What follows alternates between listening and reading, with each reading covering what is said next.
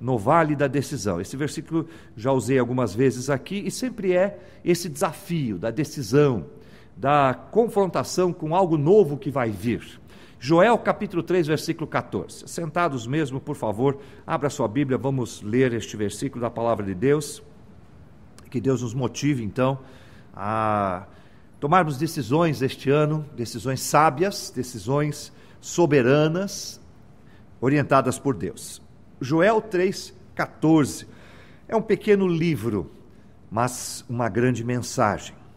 Vamos lá, Joel 3,14, diz assim a palavra de Deus: multidões, multidões no vale da decisão, porque o dia do Senhor está perto no vale da decisão. Vamos orar mais uma vez. Ó Pai, este é o momento mais importante deste culto, precisamos especialmente da iluminação do Senhor, particularmente ao teu servo, que seja ele apenas um instrumento nas tuas mãos, mas que o teu poder esteja sobre ele, sobre nós todos que vamos ouvir, para que a tua palavra modifique o nosso coração, nos empolgue, nos desafie e que o Senhor nos abasteça espiritualmente conforme o teu desejo, Pai. Sabemos que a tua palavra não volta vazia, portanto, o Senhor conhecia cada um dos que aqui estaria nesta noite e é para nós que o Senhor nos ama e nos quer falar.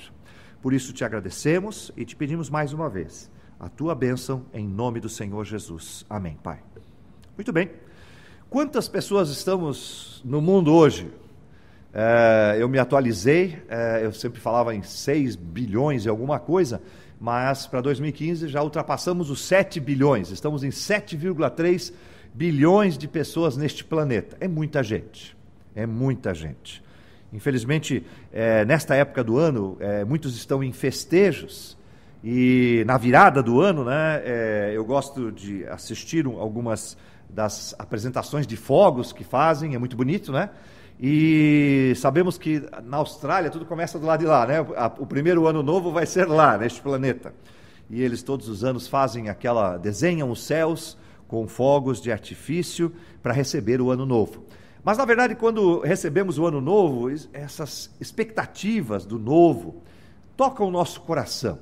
É costume do ser humano fazer um inventário de períodos em períodos, né? Nós somos seres humanos, somos limitados com o tempo, então nós temos épocas, dias, anos, meses, e queremos então modular a nossa vida desta forma.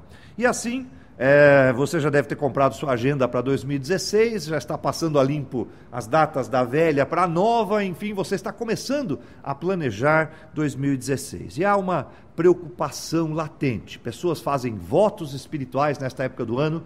Eu me lembro desde criança, já quando menino, passávamos muitas vezes o ano novo lá em Santos, São Paulo, no litoral de São Paulo. E eu não entendia muito bem aquelas pessoas fazendo aquelas oferendas para o mar. Mais tarde eu cresci e aprendi o que significa aquilo. Mas seja como for, há uma expectativa em volta das datas. Mas, irmãos, do dia 31 para o dia 1º não vai haver muita mudança. Seu calendário, sim, né? Aquela folhinha, como a gente costuma dizer, velha, vai ser jogada fora, você vai usar uma nova, mas é um dia como outro qualquer. No entanto, já que temos essa expectativa, que tal então nos prepararmos para este novo ano? As empresas fazem seus planejamentos, os governos fazem seus planejamentos, estamos com o ministro da Fazenda novo, o ministro do Planejamento novo, e oramos a Deus que eles tenham sabedoria e força para fazer o que é necessário para que o nosso país cresça e que os políticos não atrapalhem. Fazendo isso já nos ajudam, mas o que Deus espera de nós? O que nós esperamos deste ano novo? Vamos abrir algumas passagens. É possível que Isaías 9:6 possa nos ajudar um pouquinho, porque ele trata de uma coisa nova lá do futuro. O nascimento do Senhor Jesus Cristo. O Natal também é esta época de expectativa. Curiosamente, as pessoas se dão presentes e se desejam prosperidade e bênção. Isaías 9:6, apenas para fazer menção a partir do Natal, Isaías 9:6, conhecida passagem, diz: porque um menino nos nasceu, um filho se nos deu, e o principado está sobre os seus ombros, e o seu nome será Maravilhoso Conselheiro, Maravilhoso Conselheiro, Deus Forte, Pai da Eternidade, Príncipe da Paz. Do incremento deste principado e da paz não haverá fim, sobre o trono de Davi e no seu reino, para o firmar e o fortificar em juízo e em justiça, desde agora e para sempre. O zelo do Senhor dos Exércitos fará isso. Então, o Natal, meus irmãos, marcou o nosso mundo. E de lá para cá, 2000 anos, nós temos sempre esta época do ano com as expectativas, mas a principal das expectativas é espiritual. Portanto, o mundo deixou de ser o que era antes de Cristo, se tornou novo em termos de expectativas e de responsabilidade espiritual através do nascimento do Senhor Jesus Cristo e da sua pregação e, finalmente, da sua morte na cruz. Quando ele ressuscitou, ele deixou esta terra, enviou o seu Espírito para que habitasse no coração de todos aqueles que confessam o nome do Senhor Jesus Cristo. Portanto, há uma grande diferença. E esta diferença, meus irmãos, deve ser a base da sociedade atual. Infelizmente, nem todos aceitam o Senhor Jesus Cristo, nem todos aproveitam esta bênção profetizada aqui, portanto, temos o que está acontecendo no mundo aí, não é? Desvios, o pecado reinando, né, em todo o mundo. Nós estamos vendo até mesmo na política a corrupção, e talvez alguém possa dizer, só no Brasil acontecem essas coisas. Engano seu, engano seu. Esses dias alguém falava para mim, olha, os orientais, e eu explicava que mesmo entre os orientais há pecado. Aí outro chegou para mim assim, os índios vivem na inocência. Mas irmãos, eles cometem terríveis pecados também, precisam do Senhor Jesus Cristo. Por isso que Lucas está debaixo da nossa oração, né? Pedimos a Deus que o abençoe, que a sua palavra, aquela equipe que prega a palavra de Deus, consiga levar ao Senhor Jesus Cristo muitos daqueles silvícolas, como diz a nossa Constituição, mas eles são homens e estão debaixo do pecado, precisam do Senhor Jesus Cristo. 1 Pedro 3:22. Estamos esperando, portanto, que o reino do Senhor Jesus Cristo, este maravilhoso conselheiro, este príncipe da paz, comece a governar. Por enquanto, ainda não aconteceu a instalação plena do reino de Deus. 1 Pedro 3:22, lemos, o qual está à destra de Deus, tendo subido ao céu, havendo-se-lhe sujeitado os anjos e as autoridades e as potências. Parece que o céu fez uma exceção aqui. Parece que a terra está num lugar diferente, não está sob esta bênção que está aqui, e de fato é assim.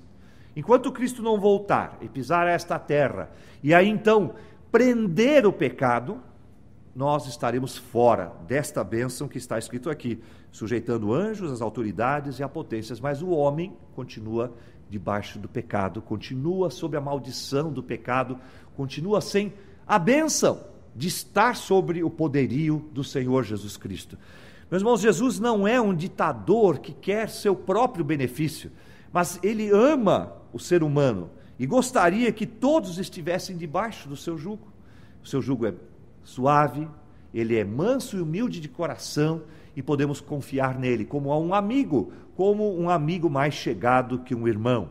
Mas enquanto o mundo estiver debaixo do pecado, é o que nós vamos ver por aí.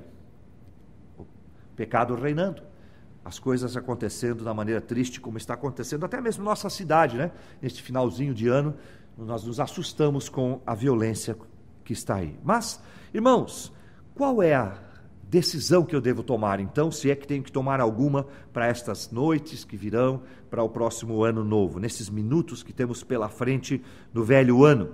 A Bíblia diz em Lamentações, capítulo 3, verso 21. Acompanhe lá comigo a leitura da palavra de Deus. Eu quero ler várias passagens, algumas muito conhecidas até, mas que devem nos inspirar, devem nos fortalecer nas nossas decisões. Porque quando falamos assim, estamos virando o ano, na verdade, estamos virando um dia, não é? Dia 1º terá, se Cristo não voltar antes, porque pode ser, né, irmão Germano, que ele volte antes, né, irmão Wilson? É possível, né? Isso seria uma bênção. Mas se ele não voltar antes, dia 1º será como dia 31. Não haverá nenhuma diferença no nosso sentido. Continuamos contando com a bênção de Deus, e veja o que diz Lamentações 3, 21. Disso me recordarei no meu coração, pois isso tenho esperança. As misericórdias do Senhor são a causa de não sermos consumidos, porque as suas misericórdias não têm fim. Novas são cada manhã, grande é a tua fidelidade. A minha porção é o Senhor, diz a minha alma, portanto esperarei nele. Bom é o Senhor para os que se atêm a ele, para a alma que o busca. Bom é ter esperança e aguardar em silêncio a salvação, leia-se livramento do Senhor. Bom é aguardar em silêncio o livramento do Senhor. Sabe, meus irmãos, nós falhamos. Quando nós colocamos diante de Deus as nossas esperanças, ou quando vem uma tribulação sobre nossa vida, sabe o que Deus espera de nós? Que nós confiemos nele. Que Deus espera de mim quando eu estou em tribulação, em dificuldade, ou no desafio de um novo ano, como está aí, não é? Temos desafios financeiros, temos desafios estudantis, temos, o caso do Fernandinho, desafios sentimentais, né? Ele vai se casar no começo deste ano, enfim, temos vários desafios. Mas o que Deus espera de mim é que confie nele.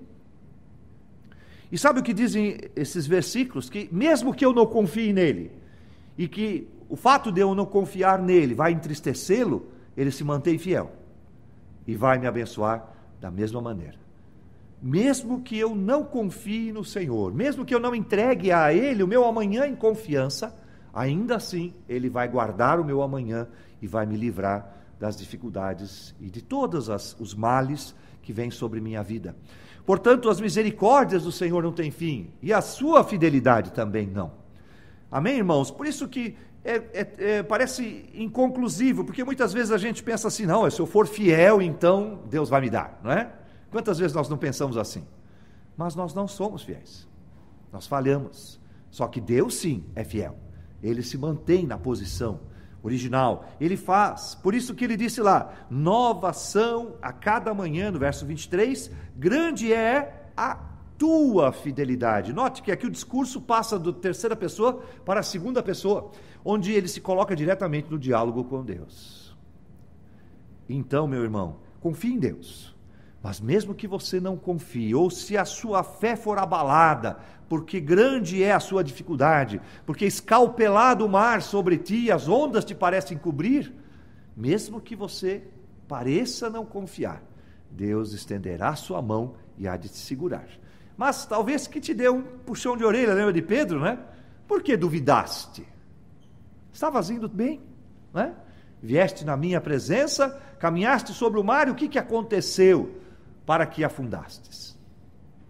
Então, ainda que a minha fé falhe, no entanto, as misericórdias do Senhor não falham. Amém, irmãos? Então, confie em Deus, agrade a Deus, porque é necessário que aquele que se aproxima de Deus creia que Ele existe e que é galardoador dos que o buscam.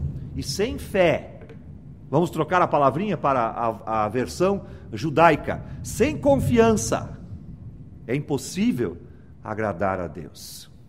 Agrade a Deus, confie nele. Puxa, é só confiar, é só confiar. O que é maior do que o poder de Deus para abastecer a sua vida, para lhe proteger, para cuidar de nós? Hein? Ou você é capaz de cuidar da sua família melhor do que o nosso Deus? Ou será que esse pastor guarda melhor esta igreja do que o Senhor nosso Deus? Absolutamente não, não é? Nenhum de nós. A nossa empresa, enfim, o emprego, o estudo, tudo está sob os cuidados de Deus. Confie nele, faça a sua parte e ele vai te abençoar. Portanto, existe sim uma responsabilidade nossa, e a maior delas é confiar em Deus. Interessante que apesar alguém poderia falar assim, então tá bom, só vou confiar, vou esticar a minha redinha, pegar o meu coquinho, na minha sombrinha e vou ficar tranquilo, o Senhor vai fazer tudo. Não é isso que estamos falando, não. A nossa parcela de responsabilidade, nós precisamos ter ações, precisamos tomar decisões, porque diante dos caminhos da vida, algumas encruzilhadas surgem e nós temos que decidir, para cá ou para cá. Às vezes é fácil decidir, às vezes não é. Precisamos da sabedoria de Deus e de vontade de fazer aquilo que Deus quer. Tomar decisões, planejar o nosso dia toda manhã, Há decisões para o ano todo, mas há decisões para aquele momento né? Que você faz careta lá no canto do espelho lá. Nestas horas você está decidindo, não está? Ok? Decida. Não seja acidental o seu dia, mas incidental. Isto é, que você comece a comandar o seu dia sob a bênção de Deus, sobre a orientação de Deus. Planejamento é a palavra-chave. Jesus nos ensinou isso em Lucas 14, 28. Abra sua Bíblia comigo lá. Eu gosto, né? Nós aprendemos aqui na Escola Bíblica Dominical e vimos que, depois daquela lição da Escola Dominical, ou das duas que nós aprendemos sobre parábolas, nós não conseguimos mais ler a Bíblia da mesma forma, né, irmão Wilson? Parece que agora a mente se abriu. Toda vez que tem uma palavrinha diferente, lá, opa, isso pode ser assim, o quanto Deus pode nos ensinar. E aqui nós temos uma parábola, né? Lucas 14, 28. A parábola da torre. O que significa a torre? A torre é para cima, né? Ela é retinha, serve para botar o vigilante lá em cima. Para que serve uma torre? Quem sabe fosse uma torre comercial para botar escritórios, uma torre para residência, para colocar os meus filhos em cada andar e os netinhos depois mais lá embaixo, não sei, né? Então, o que será que significa a torre? Lucas 14, 28 diz: pois qual de vós, querendo edificar uma torre, não se assenta primeiro a fazer contas dos gastos, para ver se tem com que a acabar? Para que não aconteça que depois de haver posto os alicerces, e não a podendo acabar, todos os que a virem comecem a escarnecer dele, dizendo: este homem começou a edificar e não pôde acabar. Ou qual o rei que, indo à guerra a pelejar contra outro rei, não se assenta primeiro a tomar conselho sobre si? Com 10.000 pode sair ao encontro do que vem contra ele, ou com 20.000. De outra maneira, estando o outro ainda longe, manda embaixadores e pede condições de paz. Notem, Jesus está usando duas figuras aqui. Uma da construção da torre, né? Legal, né? Essa está mais perto do nosso métier aqui, né? E a outra é da guerra. O que temos de comum nas duas historinhas? O planejamento. Você não começar a fazer sem saber qual será o final. Isto é, dentro da sua capacidade humana, dentro das suas faculdades, que Deus mesmo lhe deu, como pessoa, como ser humano, Deus lhe dá condições de antever algumas coisas, e certamente muito mais se você pedir orientação do Senhor, não é? E se você pedir ao Senhor: olha, eu quero construir uma torre, tenho necessidade. Você pode pensar na torre como muitas coisas. Por exemplo, construir uma carreira, construir uma casa mesmo, não é? Construir uma vida conjugal com alguém, enfim, planejar o crescimento da igreja, uma nova congregação. Quantas coisas nós podemos encaixar aqui? O que é preciso, de antemão, você se preparar, planejar, ver que recursos são necessários. Nós vamos fazer uma cantata em 2016. O que nós vamos precisar, né? Vamos precisar de música, vamos precisar de instrumentos musicais, vamos precisar de playback, nós vamos precisar de roupinha, nós vamos precisar de ensaiar desde, agosto, setembro, enfim, né? Convites, nós vamos ter que fazer algumas modificações elétricas aqui, percebeu?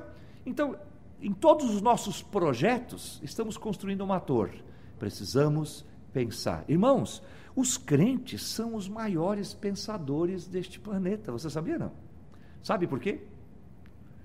E eles têm os pensamentos mais limpos, vão mais longe, porque eles têm a mente de Cristo. Portanto, irmãos, é conosco que está o maior desenvolvimento possível, inclusive nesse aspecto do planejamento. Pensar na frente.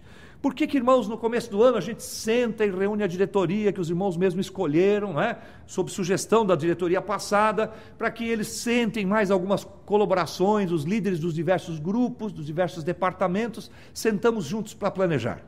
Para quê? Para que o ano seja proveitoso, não é? Para que Deus nos abençoe, para que possamos escolher as melhores datas, as datas que os nossos irmãos possam estar. Então a gente evita o miolo lá entre feriados, lembra? Por que a gente faz isto? Porque nós queremos o melhor sucesso, queremos que a nossa torre cresça, fique bonita e que não nos envergonhe lá no final. Irmãos, na nossa vida é assim, só que nós temos planejamentos de diversas áreas. E quais áreas você não tem planejado? Uma das áreas que eu vejo com maior deficiência, e todo ano a gente tem falado sobre isso, é a área espiritual.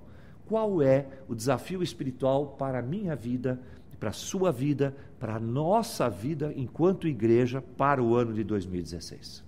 Nós já sabemos, né? Vamos trazer para cá, queremos terminar 2016 com um pastor novo aqui. Novo pastor novo. Legal, né? E tal, para isso ele terá que vir, ele vem como obreiro primeiro, ele terá que casar, olha só, e você tem notado como as coisas estão acontecendo? Porque 2015 nós já começamos a preparar, em 2010 nós já orávamos sobre este assunto, olha, são 5 anos de planejamento para que finalmente ainda Deus está no comando, né? Todas as coisas estão acontecendo, estamos orientando o nosso pensamento sobre a graça de Deus, sobre a orientação do Senhor, sobre o calejar dos nossos joelhos em oração, e Deus tem nos abençoado. E nós vamos cumprir o planejamento, se Deus permitir, se Cristo não voltar antes, se Deus quiser, não é assim que devemos falar, a Bíblia nos ensina, e tudo isto nós temos trabalhado. Mas como é na sua vida particular, meu irmão, minha irmã? O que você vai fazer para o 2016? Um curso novo, talvez? Talvez lá na empresa onde você está, você chegou numa situação em que talvez tenha que se preparar um pouquinho melhor, tem algumas áreas lá do conhecimento que você lida todos os dias, que precisa de aprimoramento, então você vai fazer um curso novo. Muito bem, parabéns. Mas curso novo demanda capital, demanda tempo, não é? Eu quero fazer em dias que não me atrapalhe na igreja, não quero que me atrapalhe no meu casamento, com os meus filhos, enfim, veja quantas coisas precisam ser estudadas. Mas se você organizar, e Deus lhe ajudando, é muito provável que você tenha sucesso. Ah, pastor, sabe, o meu carrinho, coitado, já deu o que tinha que dar. Ele vive mais na oficina do que dando prazer para a minha família, né? Então eu estou pensando em trocar o meu carro no ano que vem. Muito bem, meu irmão, né? Deus lhe abençoe. Mas como vai ser? Você já pensou? Tem IPVA para pagar, tem seguro, tem uma parcela, uma prestação nova, não é? E você já pensou nas condições? Você vai ter que vender bem o seu veículo com cuidado, porque tem muitos aproveitadores que pegam o seu carro e fazem promessa de pagamento e depois nunca mais, enfim, quantas coisas são envolvidas. E eu estou usando só 2 exemplos, e o restante da sua vida? E o seu projeto espiritual? E você que quer o ano que vem ser professor da escola bíblica dominical, você já pensou em preparar-se também? Em que cursos você vai fazer para que você esteja mais apto a ensinar crianças, adolescentes, adultos? Não é? Que livros você está estudando? Enfim, aonde você vai buscar o conhecimento? Você tem orado sobre este assunto? E quantas coisas mais poderíamos encaixar aqui? E você notou ali? E se for um rei? Não é? Um rei, você quer vencer. Quantas coisas nós enfrentamos na nossa vida que é uma batalha, uma guerra. E se você entrar de peito aberto, achando que pode tudo, você pode ser derrotado. Notou aqui? Né? E qual rei que indo à guerra a pelejar contra outro rei não se assenta primeiro a tomar conselho? Opa, conselho. O que é conselho? Planejar, ouvir quem já passou na frente disso, né? Conversar primeiro. Olha, pastor, eu gostaria de me casar em 2016. Ah, que bênção, meu irmão, né? Então, vamos conversar, vamos orar juntos, vamos ver o que a palavra de Deus tem para você, o que você precisa preparar, o que vamos fazer juntos. Se você vai precisar de 10 mil ao seu encontro ou 20 mil para vencer esta batalha. Ou se não, se você vê que não vai dar conta, vamos a um acordo, não é? Vamos levar à frente, antes de que ele venha sobre você, leve um acordo para ele. Quem sabe você vai ser tributário, mas é melhor do que ser escravo. Entende? De outra maneira, nós temos que estudar, planejar, decidir. Mateus capítulo 14, versículos 25 e 14, é a parábola dos talentos. Eu não vou ler o versículo todo, não é necessário, você conhece bem. Fala de um homem que foi viajar, não é? Foi tirar as férias lá, foi fazer um cruzeiro muito distante, e aí ele chegou para os seus servos e deu para eles. A um deu 1 talento, a outro deu 2 talentos, e a outro deu 5 talentos. E disse para ele o seguinte: olha, vocês peguem essa dinheirama toda aí e ponham para produzir. Quando voltar, eu vou tomar contas disso. E vamos ver como é que vocês se saem diante disso. É um privilégio, não é? Alguém me confiou, ou confiou a estes homens, valores que foram granjeados diante do tempo, suor, cansaço, famílias, dores, quem sabe até vidas foram dadas para alcançar aqueles valores. E alguém foi Alguém foi confiado estes valores. E aí então, quando volta o seu senhor, começa a cobrar. Ao que deu 5, ele diz assim: olha, o senhor me deu 5, eu trabalhei, negociei, fiz, e alcancei mais 5, está aqui. E a outro, ele deu 2, e aquele 2 disse: olha, o senhor me deu 2, e eu trabalhei, granjeei, negociei, está aqui mais 2 além do que o senhor me mandou. E aí chama finalmente aquele que deu 1, e aquele que diz: olha, senhor, eu sabia que o senhor era bravo, né? Então, sabe o que eu fiz? Eu peguei, fiz um buraco lá no meu quintal e enterrei os talentos lá, bem guardadinho, para ninguém achar. Nem o meu cachorro acharia. E agora que o senhor voltou, eu desenterrei, está aqui um pouquinho sujinho de terra, está aqui de outro ali, eu devo, igualzinho o senhor me deu. Qual foi a resposta do seu senhor a estes? Ele elogiou aqueles que valorizaram, empreenderam, multiplicaram. E aquele que ficou na mesmice, esse medíocre servo, foi repreendido, até o talento que tinha foi-lhe tirado. Que lição nós temos desta passagem? O porquê que será que o Senhor Jesus Cristo deixou essa historinha para nós, né? Agora que nós aprendemos lá, estou começando a lembrar daquelas pitangas coladas na árvore lá, que será que Jesus Cristo está querendo dizer com isto?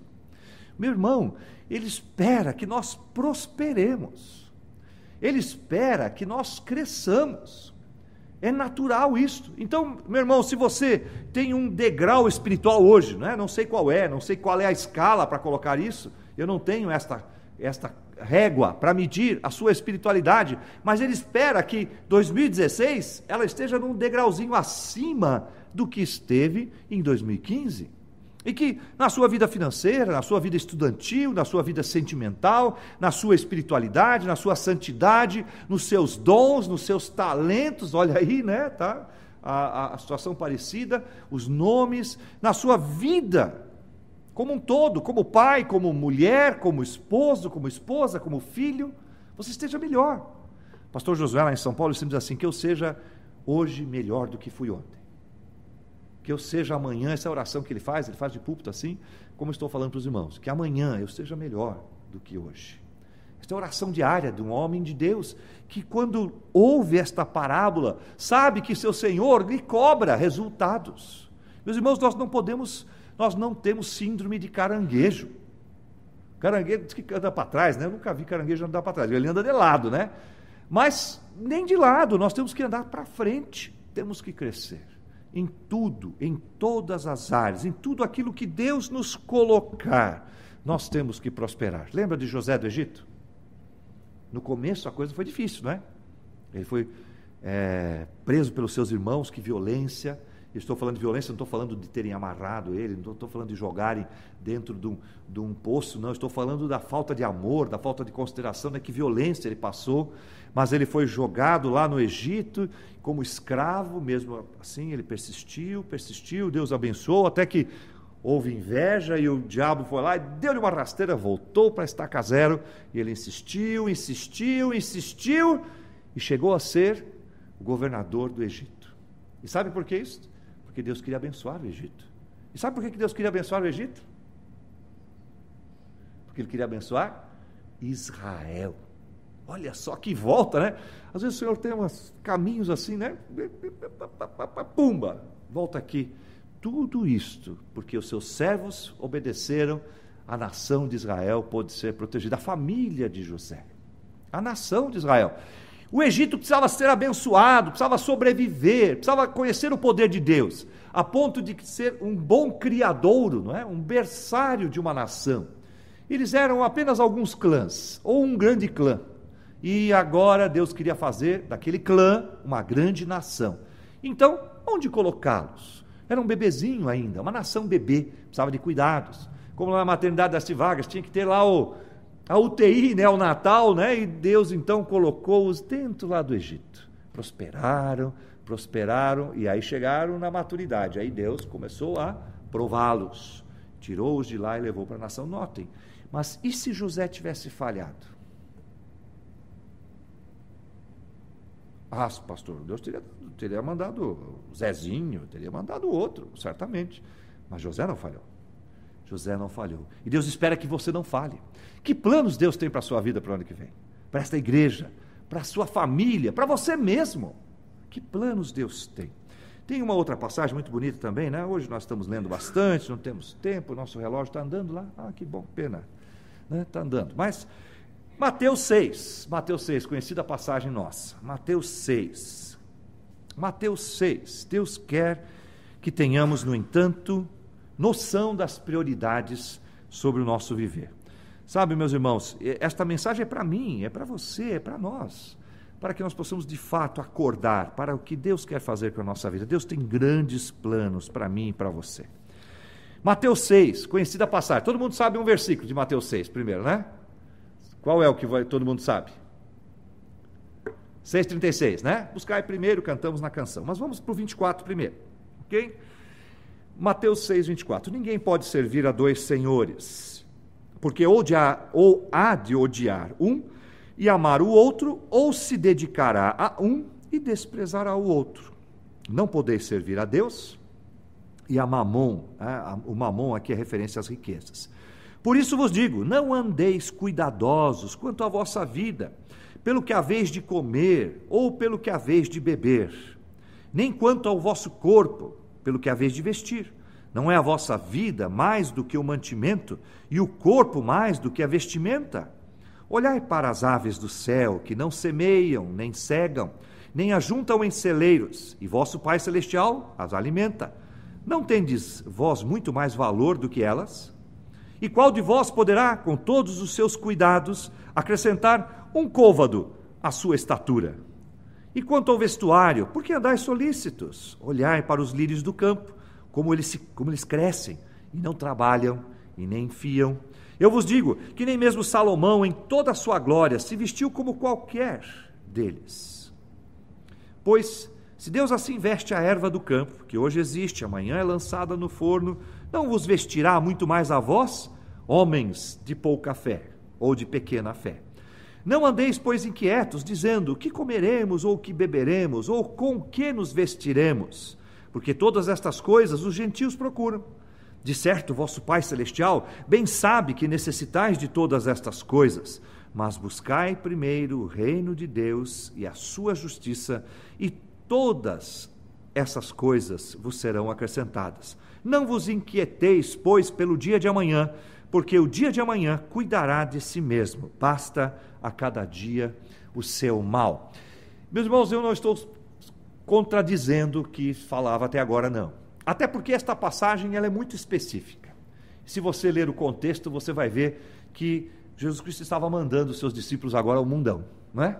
Eles tinham deixado o seu trabalho, deixado suas casas, deixado sua religião, a sua cultura estava em jogo, e agora Jesus estava dizendo o seguinte, pega os seus trem, não muitos, e vão, e, Senhor, mas o que haveremos de dizer? Eu vos farei lembrar de tudo o que vos disse antes. Mas o que vamos vestir? O que vamos comer? Não é? Eles estavam dizendo assim, eu era pescador, Senhor, e agora não vou poder pescar, porque eu vou estar evangelizando, como é que vai ser? Aqui, meus irmãos, é uma passagem muito específica para os trabalhadores da seara do Senhor, e de que eles não precisam ter cuidados, porque Deus os cuidará especialmente, mas os princípios que estão aqui nesta passagem não são só para missionários, pastores, obreiros que estão indo por aí, mas também para todos nós, porque a todos nós Deus cuida de maneira especial.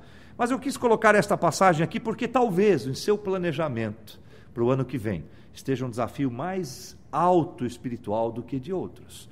Certamente você talvez pense o seguinte, olha, Senhor, eu quero um emprego novo. Por quê? Porque no emprego que eu estou eu tenho dificuldade de visitar a igreja. E talvez isto signifique uma diminuição do seu salário. E aí esta passagem cai como uma luva para você. Porque se você fizer isto e colocar o reino de Deus em primeiro lugar, você não vai ficar desamparado. E se você decidir largar tudo, entregar a sua vida para a obra do Senhor, você não vai ficar desamparado. O desafio aqui é confiar em Deus, é colocar Deus em primeiro lugar, na sua confiança, na sua prioridade, e Ele vai dar as outras coisas. O versículo é muito claro lá, né? A tradução que eu escrevi é a tradução antiga. a revista corrigida antiga. Mas buscai primeiro o reino de Deus, versículo 33, e a sua justiça, e todas essas coisas, ele está fazendo referência à lista anterior, todas essas coisas, a vestimenta, a comida, os cuidados deste mundo, todas elas vos serão acrescentadas. Você entendeu aqui? Você foca em mim e eu vou acrescentar para você aquilo que é a sua preocupação secular. Entendeu? Coloque Deus em primeiro lugar. Pense nisso. Quando você for procurar um emprego, quando você for fazer um estudo novo, quando você priorizar com a sua família, aceitar um desafio, até mesmo na área do trabalho, coloque Deus em primeiro lugar e Ele vai acrescentar para você. Não fique com medo, com receio, porque quem está falando essas palavras é o Criador de todas as coisas. Ele um dia disse diante de uma massa informe, haja luz, e houve luz. Ele disse diante dessa massa informe agora iluminada, faça a separação entre terra e águas, e sabe o que aconteceu? Os continentes se formaram. Ele tem poder para trazer da sua vida as coisas que te são necessárias. Fique tranquilo, confie, porque esta sua confiança em dias como hoje são tão raras que talvez agradem a Deus muito mais do que no passado, onde estas coisas não eram tão importantes. Sabe, meus irmãos, na época aqui dessas pessoas, quantas mudas de roupa elas tinham? Você pode pensar o seguinte, bom, deixa eu ver, lá no meu armário eu tenho quantos sapatos? Ih, perdi a conta. Então, quantas mudas de roupa essas pessoas tinham? Às vezes uma. E hoje, então, que nós temos muitas, nós temos a preocupação, segunda-feira, que roupa que eu vou pôr? Que roupa que eu pus na segunda passada e na anterior, né? Não é assim que você faz? Será que eu posso repetir a camisa e o sapato? E a gravata, então? Essas preocupações eles não tinham, mas mesmo assim pesava. Hoje, talvez, essa pressão seja um pouco maior. Não é a pressão das coisas materiais, mas não se seduza, não. O Senhor Jesus Cristo é o mesmo ontem, hoje e amanhã, e Ele tem poder como tinha no passado, e pode também te ajudar. E se você já viu algum filho de missionário mendigando pão por aí? Porque se a nossa igreja falhar, se aquela outra igreja que falhar, que são as duas que nunca falharam, nesse tempo todo da história da Comunhão Batista Bíblica, se elas falharem, Deus vai deixá-los passando fome? Não. Se for necessário, Deus vai chamar os ímpios para alimentar os seus filhos. Vai sim. Ou as pedras. Não contei para vocês a história lá do lar da tia Edna, lá em São Paulo? Que aquela senhorinha chegou para diante de Deus e orando no dia do seu aniversário, tristinha, porque ela tinha uma vida apertada, tinha muitos filhos. O nome dela era Edna. Por isso lar, tia Edna, uma irmã em Cristo, já falecida. A mãe do Henry, que veio aqui com o manancial de vida. E os seus filhos chegaram para ela assim, mãe, o que você quer para o seu aniversário? Aí ela toda alegre, bobona, desculpe a expressão, de bobeira, como a gente fala, eu queria um daqueles bolos que fazem lá nos Estados Unidos de chocolate, que não tem aqui no Brasil. Olha o pedido dela. Ela está lá no meio da capital de São Paulo, lá num bairro chamado Paraíso. Como é que um bolo chegaria para ela? Ou quem é que ia fabricá-lo como isso? E não sei, Deus já tinha movido os céus e a terra. As crianças oraram, botaram os seus joelhinhos no chão e pediram a Deus que mandasse o bolo que a minha mãe pediu. Eles nem sabiam dizer direito como é que era aquele bolo, nem sabiam a receita dele. E aí um piloto de aeronave, lá nos Estados Unidos, trouxe de encomenda na cabine de avião 2 bolos de chocolate daquele americano. E antes que ele esfriasse direito, aqueles bolos, 2, não foi só 1, 2, chegaram para aquela senhora no dia do seu aniversário. Irmãos, essa história é de verdade, não estou fazendo historinha aqui. É de verdade, e muitas outras, Miller falava lá do orfanato que ele cuidava, como acontecia, que capotava uma carrocinha de leite, quando ele botou todas as criancinhas para sentarem na mesa e agradecerem o pão e o leite daquele dia, mas não tinha nada nas canequinhas e nem nos pratinhos.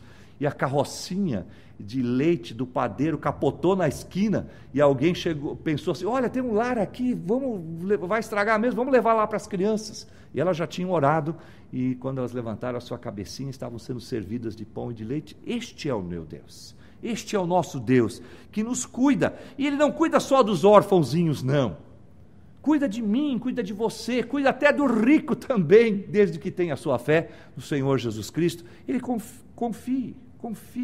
e Deus vai lhe dar o que é necessário para a sua vida. Então, seja audaz na sua decisão para 2016. Sabe qual é o desafio? Conquistar o mundo, começando pela sua família. Conquistar o mundo, não é esta a missão da igreja, dos filhos de Deus? Levar o Senhor Jesus Cristo a toda criatura, até os confins da terra, começando pela sua Jerusalém, pela sua Samaria, e levar as pessoas ao conhecimento do Senhor Jesus Cristo. Portanto, meus irmãos, esse é o desafio. Conquistar o mundo, é preciso fazer o primeiro passo. Planejar. Coloque no seu coração aquilo que Deus plantar, fomente a vontade de Deus na sua vida, alimente a esperança que Deus lhe dá, regue esta sementinha que Deus planta no seu coração com fé, e Ele vai lhe dar o mundo, se for este o desejo dele. Então, temos que tomar uma decisão, planejamento. O que faremos com o nosso próximo dia? Podemos experimentar amanhã é dia 28, ainda não começamos o ano, então vamos fazer uma prova para o dia de amanhã. Como ele será? O dia de amanhã, meus irmãos, é eu com Deus. De manhã eu levanto, eu entrego o meu dia a Deus, né? E assim, aquilo que já planejei, vamos colocar em prática, Senhor. O Senhor plantou no meu coração, vamos trabalhar. Sobre o ano, é preciso um pouco mais de oração, não é? O ano de 2016, eu preciso orar mais. Eu tenho que chamar a minha família, reunirmos os filhos, a esposa e dizer: olha, o ano que vem é um ano difícil, o supermercado está aí, né? Toda semana que a gente passa no supermercado, a conta sobe. O que podemos fazer para manter o equilíbrio das nossas contas financeiras? Isto é uma conversa sadia, fazemos com os nossos filhos. Vamos tomar um banho, em vez de 33 minutos, vamos tomar de 29 minutos o nosso banho, né? Já vai ajudar, são 10% de redução no nosso banho. E aí vai, olha, em vez de comer aquilo outro, vamos substituir por uma outra coisa, em vez de comprar tudo do supermercado, vamos comprar no açougue, vamos juntar com os amigos, vamos comprar as nossas frutas e verduras juntos, enfim, tem coisas que nos cabem, que nós conseguimos fazer. O restante, joelho no chão e oração. E objetivos, claros, nós queremos ficar com o nosso orçamento conforme a nossa necessidade. Nós queremos alcançar as almas para Cristo. Este ano eu quero me batizar, pastor. Este ano eu quero casar. Este ano eu quero concluir a minha faculdade. Este ano eu quero fazer um curso de pós-graduação. Este ano eu quero ser professor da escola dominical. Este ano eu quero ajudar na música, não é? Este ano eu quero ajudar no equipamento de som. Enfim, o que Deus vai plantar no seu coração? Este ano, bote o seu joelho no chão, reúna os seus irmãos, família, e Deus vai lhe abençoar. A próxima década, talvez seja um planejamento um pouco maior, e aí a igreja deve entrar junto, não é? Aqui a 10 anos, eu vou estar nesta igreja, no que posso ajudar? Como é que estará o Fernandinho? Talvez daqui 10 anos já tenha um Fernandinhozinho, né? Então, vai estar no planejamento, vai ser mais um sapeca andando pelos nossos corredores por aí. Como é que vai ser?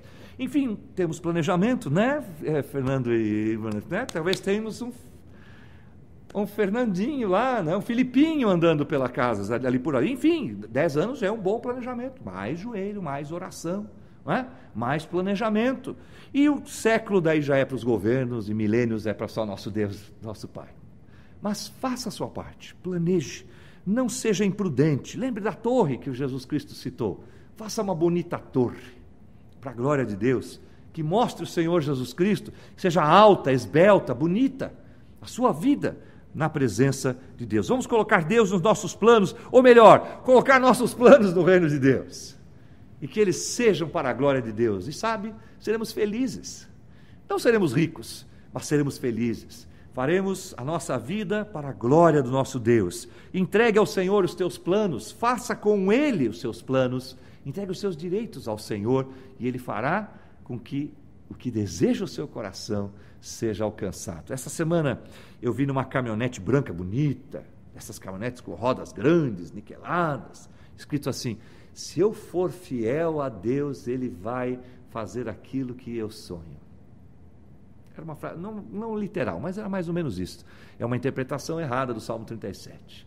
Mas Deus diz: se você agradar-se de mim, se você for um ser espiritual, for meu filho amado, te prometo colocar nos lugares onde deseja o seu coração. É isso que está escrito lá, mas colocar Deus em primeiro lugar.